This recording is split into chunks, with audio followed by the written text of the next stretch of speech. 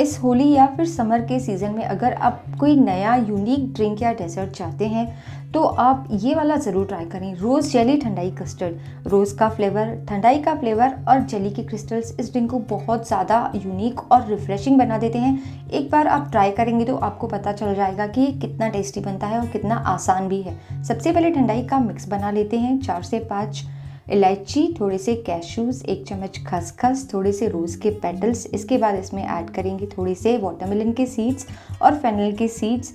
इसके बाद हम इसमें ऐड करेंगे 8 से 10 आलमंड्स और इसे 2 घंटे सोक करके रखेंगे गर्म पानी में और फिर इसका पेस्ट बना लेंगे। अब लेना है आधा लीटर दूध, थोड़ा सा दूध साइड में ले लेना है, उसमें डाल देना है कॉर्नफ्लोर और इस तरीके से अच्छे से मिक्स करना है। अभी गैस को चालू करना है।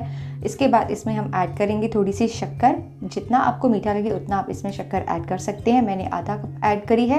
अब इसे अच्छे से स्टर करेंगे कंटिन्यूसली ताकि कॉर्नफ्लोर के लम्स नहीं बने और बहुत अच्छे से हमारा दूध गाढ़ा हो जाए। जैसे ही दूध गाढ़ा हो जाता है हम इसमें ऐड करेंगे हमारा ठंडाई का मिक्स। इससे जो हमारा दूध है इसमें बहुत ज़्यादा रिफ़्रेशिंग फ्लेवर्स आ जाते हैं। अब इसे और 5 मिनट अच्छे से बॉईल करना है ताकि ये जो मसाले हैं ठंडाई के बहुत अच्छे से दूध में मिक्स हो जाएं। अब गैस को बंद कर देना है, इस मिक्स को थोड़ा सा ठंडा कर लेना है।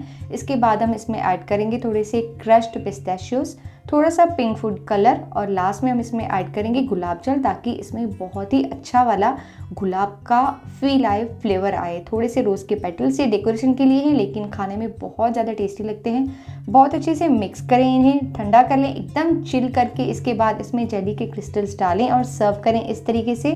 और ऐसी ही नई यूनिक रेसिपीज़ के लिए मुझे सब्सक्राइब करना बिल्कुल नहीं भूलें।